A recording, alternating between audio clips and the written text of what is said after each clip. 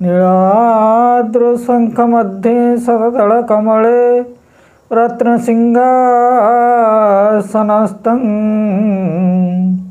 सर्वालङ्कारयुक्तं नवघनरुचिरं संयुक्तं चाग्रजेन भद्राय वामभागे रथचरणयुतं ब्रह्मरुद्रेन्द्रवन्द्यं वेदानान्तसारमेशं स्वजनपरिवृतं ब्रह्मदारु स्मरामि जगदानन्दकन्दाय प्रणतार्तिहराय च नीलाञ्जननिवासाय जगन्नाथाय ते नमः। ओम मन्मथ श्री जगन्नाथ मद्गुरु श्री जगद्गुरु मम आत्मा सर्वभूतात्मा तस्मै श्री गुरवे नमः। जगद्गुरु श्रीमन् गुरुनारायणाय नमो नमस्ते। दर्शक बंधु आज हूँ धनु 19 दिन डिसेम्बर 24 तारीख रविवार 2023 मसीहा।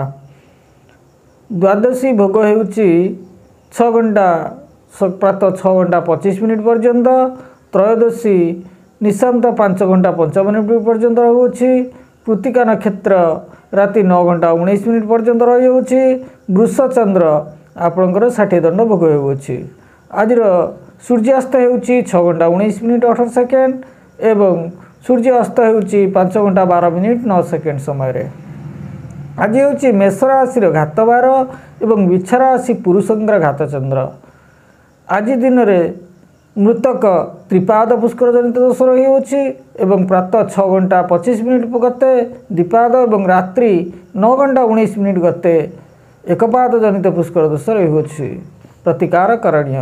एवं आज हूँ अनंग त्रयोदशी जहाँ आमे हनुमान व्रत रूप पालन करिथाउ। यही व्रत आपण मध्याह्न 12 घंटा 10 मिनिट गते एवं अपराह्न 2 घंटा 21 मिनिट मध्य करवा विधेय। एथर आमे द्वादश राशि राशिफल कहवा। राशिचक्र प्रथम राशि हूँ मेष राशि। मेष राशि आपंकर आज कौन पदरू आपंकर पदच्युत हो पारे, अर्थात कौन अपमानजनक परिस्थिति आपण को सामना को आसीपे। कौन खुशी खबर आपण पाइपारती। धन को आप संचय आज करूँ। धनर आवश्यकता आपण को पड़ पारे। अधिक शुभत्व पाइबापी आमर रविनारायण अर्थात सूर्य को जल दान करूँ।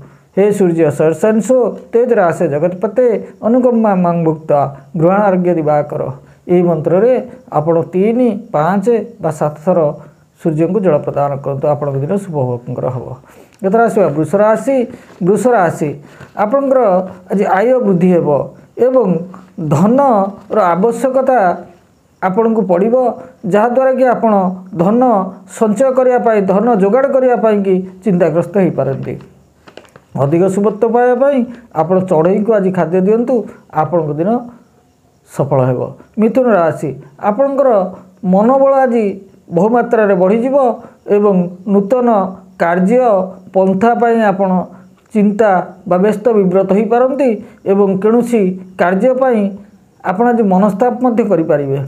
अधिक शुभत्व पाइबापी आपण माँकर मंदिर सिंदूर निज मस्तक धारण करूँ।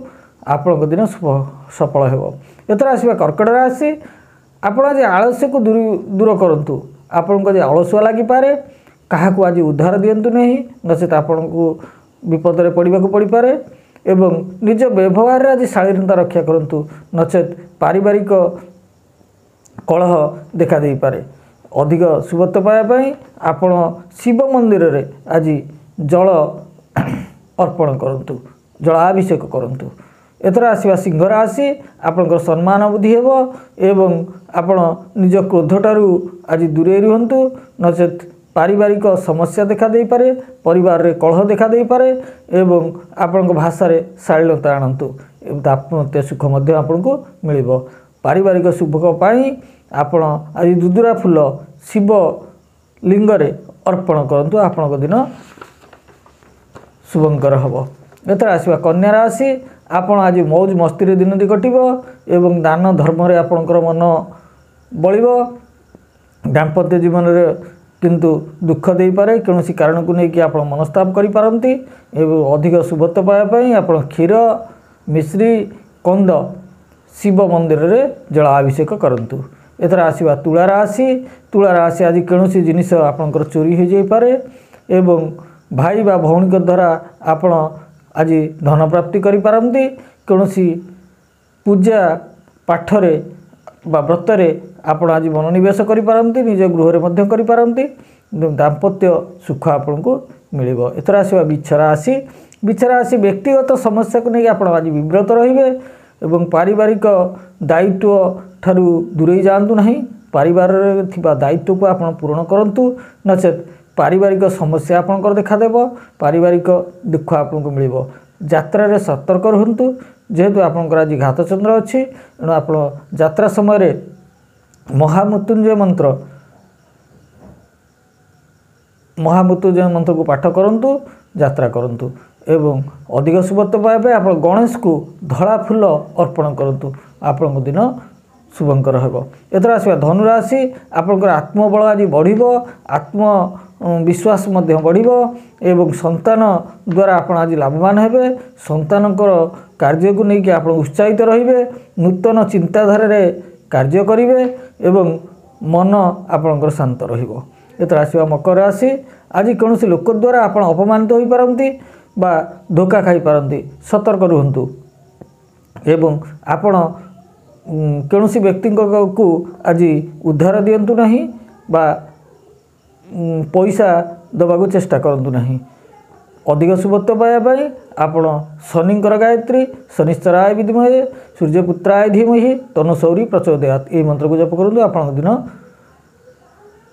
शुभफल प्रदान करिवो। एथर आसवा कुंभ राशि आपंकर स्वास्थ्य रे अवनति देखा दे पारे स्वास्थ्य समस्या देखा दे पारे कौन अज्ञात स्रोतर आपन आज धन प्राप्ति हेबो एवं आपण मन आज चंचल रहिबो एणु मन को शांत करिवा पई आपण भुवनेश्वरी मंत्र ओम ह्रीं भुवनेश्वरी नमः ये मंत्र को जप करंतु आपनकर शुभफल प्रदान करिवो। एथर आसवा मीन राशि आज आपनकर धन लाभ हेबो निज व्यवसाय रे सुफल मिलिबो एवं दाम्पत्य जीवन मध्य सुख मिलिबो। एणु आप अधिक शुभत्व पाइबापी आपण अन्न दान करंतु किंबा कौनसी लोकन को अन्न दान कले आपण सुफल पाइबे। ये तो थिला आज द्वादश राशि राशिफल मेष राशि ठारू मीन राशि पर्यंत शुभफल। एणु आमे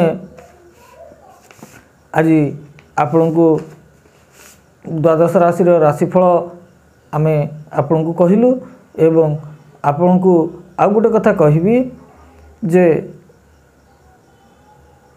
आज हेउची अनंग त्रयोदशी श्री हनुमान व्रत हनुमान अर्थ हनुमान प्रकृत अर्थ होउची लक्ष्य जोटा कि हनुमान मूल लक्ष्य है से तीन जुगर थाए एणु लक्ष्य तीन जुगर अच्छी आमर चारि जुगर लक्ष्य अच्छी सत्य थिला द्वापर अच्छी तृतीय थिला कली मध्य रही एणु जदि आम जेकोसी हनुमान उपासक होगापाई हेले बा हनुमान भक्त होगाक हेले आमको लक्ष्य को चिरस्थायी करने को पड़ो लक्ष्य आम जाकि पहुँची पारिबा।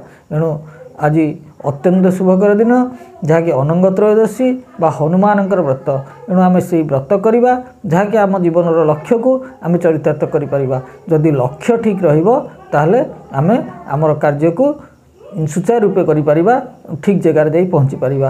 एणु लक्ष्य केबे हारे नाही सेतिपे हनुमान केबे हारे नाही हनुमान प्रत्येक जुगरे अछंती एणु यही मनोभाव नहीं कि आम व्रत करवा विधेय। एति कही मु आज आपण पाखरे रहूची पुणी आसंता काली आपण सहित देखा। जय जगन्नाथ जय माँ जगदम्बे।